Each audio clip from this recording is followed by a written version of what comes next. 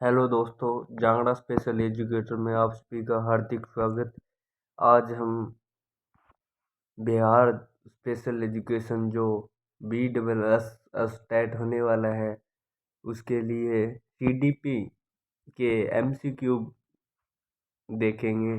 तो वीडियो में अंत तक बने रहें। बहुत ही अच्छे इम्पोर्टेंट क्वेश्चन हैं जो पिछली एग्जामों में आए हुए क्वेश्चन हैं। तो आप पुराने पेपर जितने भी CDP के पुराने पेपर जितने हल करोगे आपको हर एग्जाम में उतना बेनिफिट मिलेगा।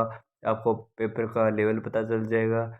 और आपको मैं बता दूं कि इस चैनल पर हर प्रकार की स्पेशल एजुकेशन की जानकारी सबसे पहले, जो कोई भी भर्ती आती है किसी भी राज्य में स्पेशल एजुकेशन की, तो सबसे पहले इसी चैनल पर जानकारी मिलेगी। तो आप चैनल को सब्सक्राइब कर लेना। और आपको मैं बता दूं कि हर स्पेशल एजुकेशन के जो जहाँ जहाँ पर जिस राज्य में पेपर होते हैं तो उस पेपर का भी सॉल्यूशन कराया जाता है।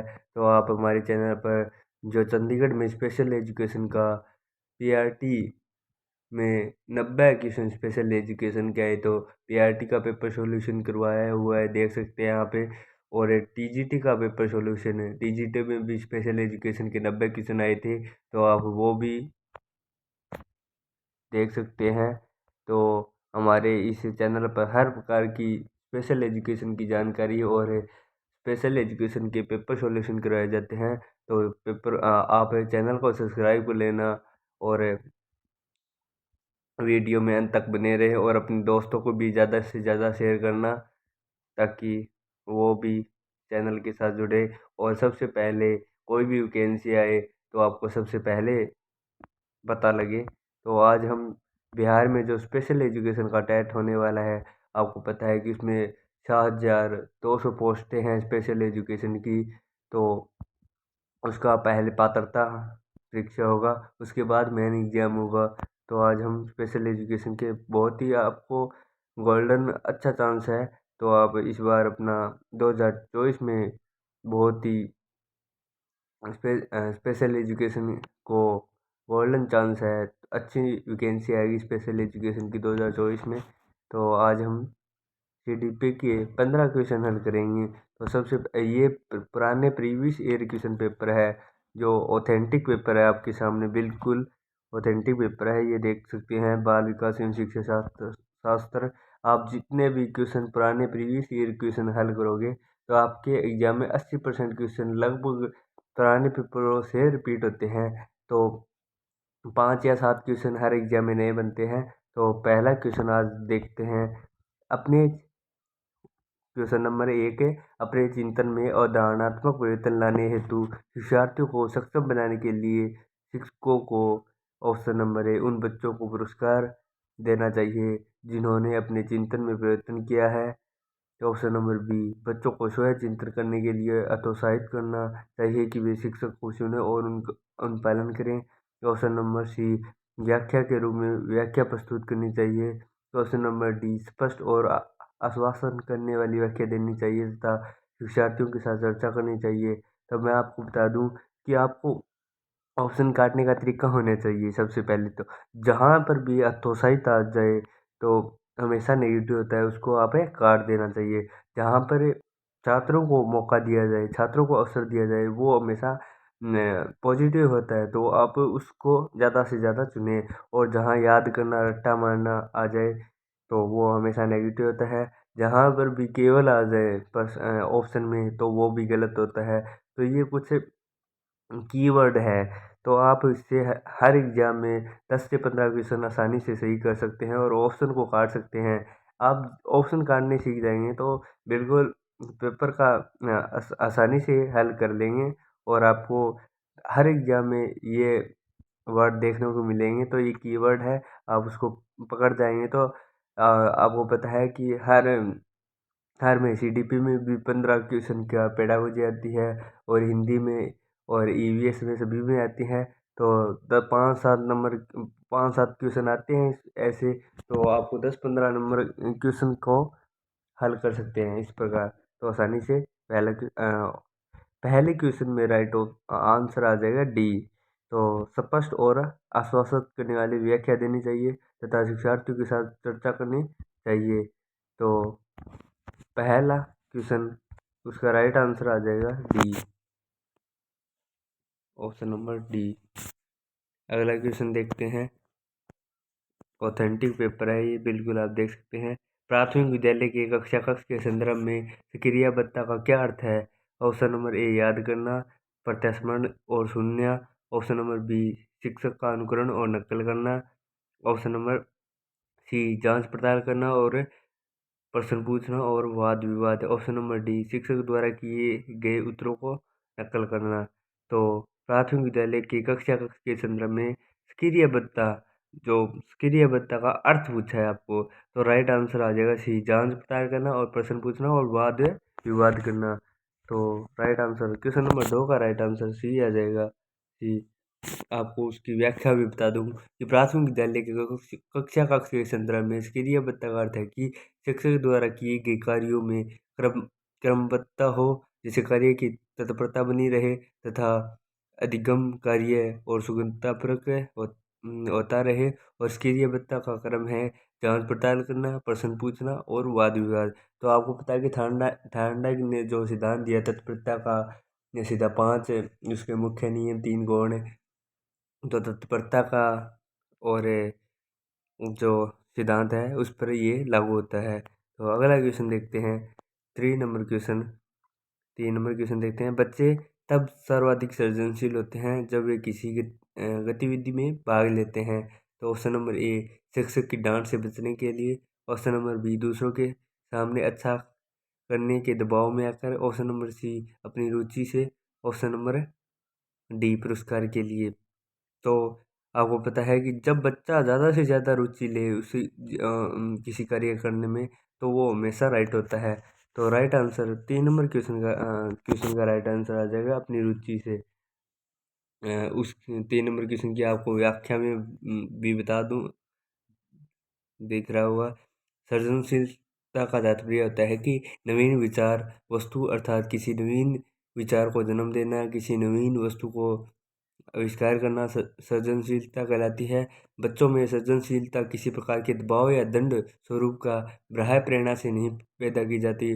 सृजनशीलता का मुख्य व्यक्ति के रूप में उत्पन्न होती है तथा बच्चे सर्वाधिक सृजनशील होंगे जब वे अपनी रुचि से किसी गतिविधियों में भाग लेते हैं। जैसे कोई नन्हा बच्चा होता है, वो जैसे तोड़ फोड़ बचपन में बच्चा ज़्यादा से ज़्यादा तोड़ फोड़ किसी वस्तु को तोड़ देता है, किसी को जोड़ देता है। आपको पता है वो बच्चा एक्सप्रे एक्सपेरिमेंट करता रहता है, तो बच्चा कुछ सीखता है ज़्यादा से ज़्यादा। बच्चा ज़्यादा जितने एक्टिव होता है, जैसे पूछ बार बार, कुछ बच्चे होते हैं जो बार बार पूछते रहते हैं कि ये क्या है, ये पापा ये क्या है, तो वो जिज्ञासु प्रवृत्ति के होते हैं। उसकी जिज्ञासा बच्चे को जानते रहते हैं, तो ये होता है सृजनशीलता। अगला क्वेश्चन 4 नंबर देखते हैं। भारत में अधिकांश कक्षाएं बहुभाषी होती है, उसे शिक्षक द्वारा खालिस्तान के रूप में देखा जाना चाहिए। बहुभाषी का अर्थ आपको पता होता है, जो बहुभाषी कक्षा जिसमें एक से अधिक भाषा जानने वाले विद्यार्थी रहते हो। तो ऑप्शन नंबर ए परेशानी होती है। ऑप्शन नंबर बी समस्या। ऑप्शन नंबर सी संसाधन। ऑप्शन नंबर डी बाधा। तो 4 नंबर क्वेश्चन का राइट आंसर आ जाएगा संसाधन के रूप में होती है बहुभाषी, जिसमें हिंदी वाला, अंग्रेजी वाला, उर्दू वाला सभी शिक्षार्थी समान रूप से बैठे रहते हैं।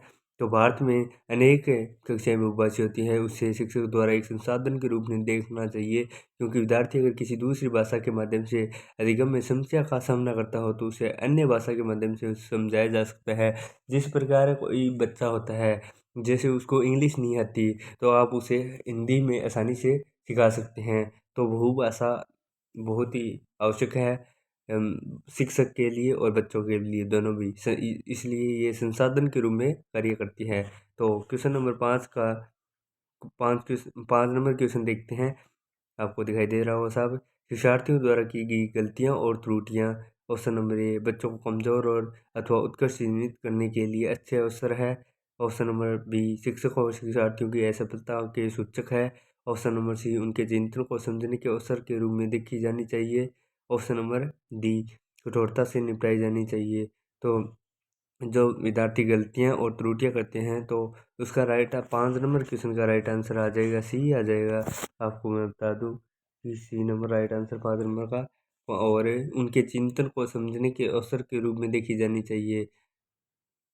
तो इसकी मैं व्याख्या बता देता हूँ कि शिक्षार्थियों द्वारा की गई गलतियाँ और त्रुटियाँ उनके चिंतन को समझने के अवसर के रूप में देखी जानी चाहिए, क्योंकि विद्यार्थियों द्वारा की गई गलतियाँ से शिक्षक विद्यार्थियों की समस्याओं की पहचान कर सकता है तथा सही दिशा और निर्देश के द्वारा विद्यार्थियों की समस्या का समाधान कर सकता है, जो विद्यार्थियों की शैक्षिक परिपक्वता में सहायता प्रदान करता है। तो सहायता साथ में बच्चों की सहायता और गलतियाँ करके ही विद्यार्थी सीखता है। तो अगला क्वेश्चन 6 नंबर क्वेश्चन देखते हैं। आपको दिखाई दे रहा होगा साफ। खालिस्तान के विचार से बच्चे स्किरीय और ज्ञान निर्माता तथा नन्हे वैज्ञानिक है जो संसार के बारे में अपने सिद्धांत की रचना करते हैं। ये कथन किसका है? तो option number A Skinner, option number B Pavlov, option number C यूग और ऑप्शन नंबर डी पियाजे। तो 6 नंबर नन्हा वैज्ञानिक है जिसे पियाजे ने बोला है और 6 नंबर का राइट आंसर डी आ जाएगा।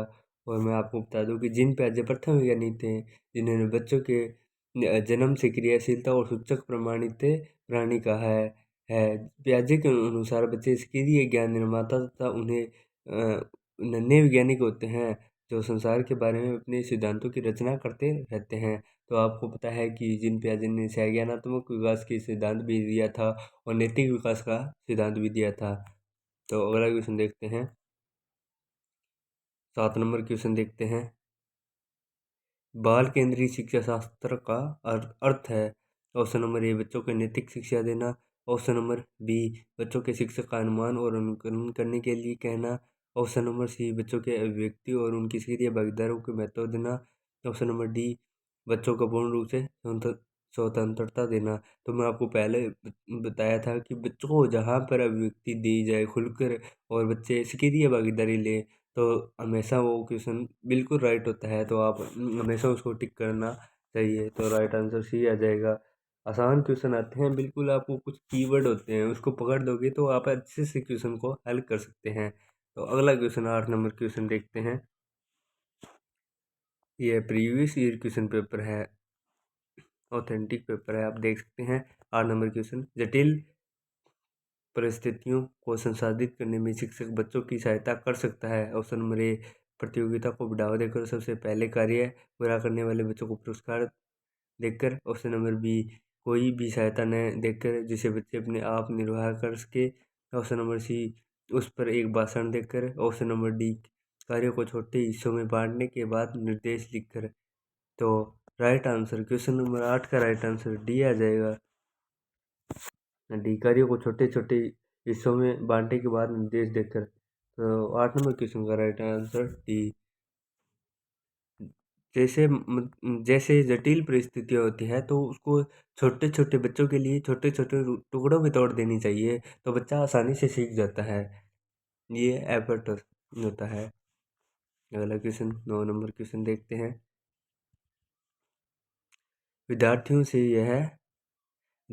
यह अपेक्षा करना कि वे ज्ञान को उसी रूप में पुनः प्रस्तुत कर देंगे जिस रूप में उन्होंने ग्रहण किया है, जैसे ज्यों का त्यों प्रस्तुत कर देंगे। तो ऑप्शन नंबर अच्छा है क्योंकि वह शिक्षक के लिए आकलन में सरल है, ऑप्शन नंबर बी एक प्रभावी आकलन युक्ति है, ऑप्शन नंबर सी संख्यात्मक है क्योंकि व्यक्ति अनुभव की व्याख्या करते हैं और ज्ञान को ज्यों का त्यों पुनः उत्पादित नहीं करते हैं, ऑप्शन नंबर डी अच्छा है क्योंकि जो भी हमारे मन में है हम उसे रिकॉर्ड कर लेते हैं। तो 9 नंबर क्वेश्चन का राइट आंसर आ जाएगा सी नंबर आ जाएगा।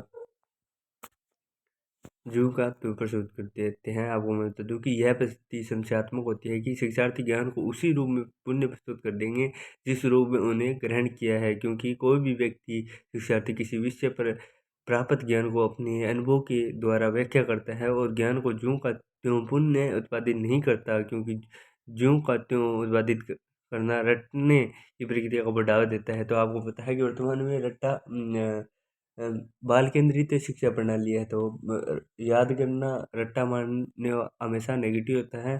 तो बच्चों को ज़्यादा से ज़्यादा करकश करना चाहिए। अगला क्वेश्चन 10 नंबर क्वेश्चन देखते हैं। जब शिक्षार्थियों को समूह में किसी समस्या पर चर्चा का अवसर दिया जाता है, उन्हें सीखने का चक्कर होता है। ऑप्शन नंबर बेहतर होता है, ऑप्शन नंबर स्थिर रहता है, उसे अवनगत होता है और समान रहता है। तो अ, बच्चों को जितना से ज़्यादा मौका देंगे, आप अवसर देंगे, तो हमेशा बच्चा उतना ही बेहतर करता जाएगा। ऑप्शन नंबर 10 नंबर क्वेश्चन का राइट आंसर ए आ जाएगा। अगला क्वेश्चन 11 नंबर देखते हैं। विकास की गति एक व्यक्ति से दूसरे में भिन्न होती है, किंतु यह खालिस्तान नमूने का अनुमान करती है। ऑप्शन नंबर ए एडी से चोटी, ऑप्शन नंबर बी अव्यवस्थित, ऑप्शन नंबर सी अप्रत्याशित, ऑप्शन नंबर डी क्रमबद्ध और व्यवस्थित। तो 11 नंबर क्वेश्चन का राइट आंसर आ जाएगा डी क्रमबद्ध और व्यवस्थित।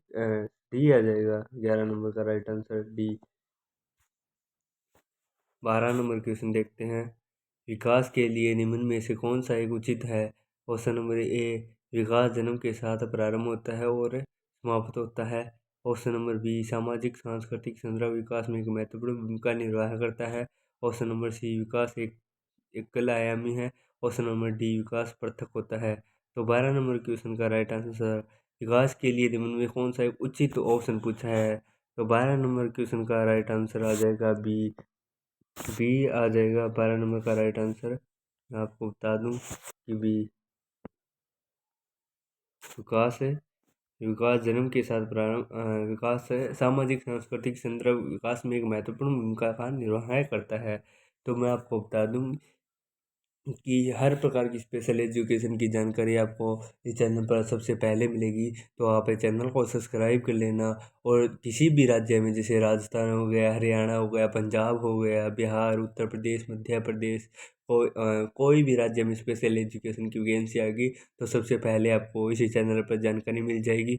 और हर राज्य के, जैसे DSSB स्पेशल एजुकेशन की हमारे प्रश्नों पुराने पेपर है हल करवाए हैं, आप देख सकते हैं। और जो चंडीगढ़ में स्पेशल एजुकेशन के टैट हुआ है अभी, उसमें अभी हुआ है 6 जनवरी 2024 को। तो आप उसके PRT और TGT में दोनों में 90-90 क्वेश्चन आए हैं, उसके भी हल करवाए हुए हैं, आप देख सकते हैं। तो स्पेशल एजुकेशन के हर प्रकार के पुराने पेपर है और स्पेशल एजुकेशन की हर अपडेट आपको इस चैनल पर मिलेगी। तो आप चैनल को सब्सक्राइब करके बेल आइकन को प्रेस कर लेना और अपने दोस्तों को भी ज़्यादा से ज़्यादा शेयर करना। तो अगला क्वेश्चन आज हम देखते हैं 13 नंबर क्वेश्चन देखते हैं। व्यक्तियों में एक दूसरे से भिन्नता क्यों होती है। ऑप्शन नंबर ए वातावरण के प्रभाव के कारण, ऑप्शन नंबर बी जन्मजात विशेषताओं के कारण, ऑप्शन नंबर सी उस वंशानुक्रम और वातावरण के बीच अन्योन्य क्रिया के कारण, ऑप्शन नंबर डी प्रत्येक व्यक्ति को उसके माता पिता के जीनों का समुच्चय प्राप्त होने के कारण। तो आपको बताया कि व्यक्तियों में एक दूसरे में भिन्नता पाई जाती है, तो वो पाई जाती है वंशानुक्रमण और वातावरण के कारण। तो राइट आंसर सी आ जाएगा 13 नंबर का। अगला क्वेश्चन 14 नंबर क्वेश्चन देखते हैं। बच्चों के समाजीकरण में परिवार मुख्य निभाता है। तो ऑप्शन नंबर ए कम महत्वपूर्ण, ऑप्शन नंबर बी रोमांचकारी, ऑप्शन नंबर सी मुख्य, ऑप्शन नंबर डी गौण। तो 14 नंबर क्वेश्चन का बच्चों के सामाजिकरण में परिवार की मुख्य भूमिका होती है, तो राइट आंसर सी आ जाएगा 14 नंबर का। अगला क्वेश्चन 15 नंबर क्वेश्चन देखते हैं। निम्न में से कौन सा एक सही मिलान वाला जोड़ा है। तो क्वेश्चन ऑप्शन नंबर ए देखते हैं। मूल क्रियात्मक बच्चा, तो साधारण और वर्गीकरण करने योग्य है। ऑप्शन नंबर बी औपचारिक क्रियात्मक बच्चा, अनुकरण और प्रारंभ कल्पनात्मक खेल। ऑप्शन नंबर सी शेषावस्था, तर्क का अनुप्रयोग और अनुमान लगाने में सक्षम। ऑप्शन नंबर डी पूर्व क्रियात्मक बच्चा, तो निगमनात्मक विचार। तो उसमें से आपको सही वाला बताना है। उसमें 4 ऑप्शन दे रखे हैं, उसमें कौन सा सही है, सही आपको बताना है।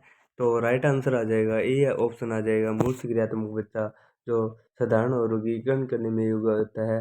तो आपको पता है कि जिन प्याजे ने जो संज्ञानात्मक विकास का सिद्धांत दिया था, जिसमें चार अवस्थाएं बताई बताई थी जीन पियाजे ने। तो उसमें चार अवस्थाएं कौन कौन सी है आपको मैं बता दूं कि हर एग्जाम में जीन पियाजे से क्वेश्चन एक या दो क्वेश्चन हर एग्जाम में आते हैं। तो जीन पियाजे की पहली अवस्था है स्वेदिकामक अवस्था, जो 0 से 2 वर्ष तक की होती है। इसमें बच्चा बच्चा किसी वस्तु को पहचानने की कोशिश करता है और जैविक क्रियाओं में भाग लेना प्रारंभ कर देता है।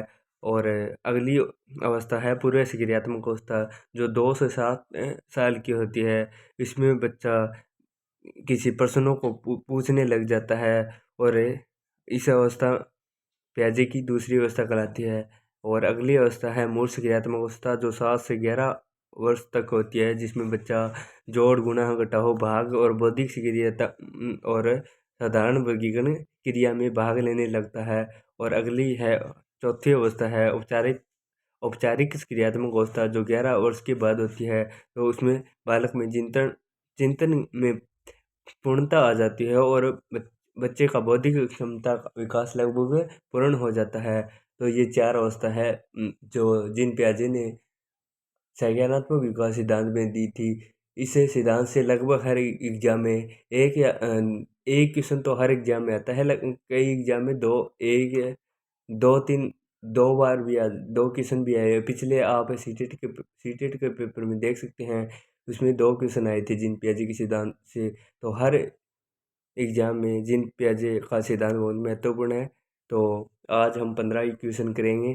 तो आप कमेंट बॉक्स में बताना कि वीडियो आपको कैसा लगा है, अगला टॉपिक कौन सा कराएंगे। तो जय हिंद, जय भारत।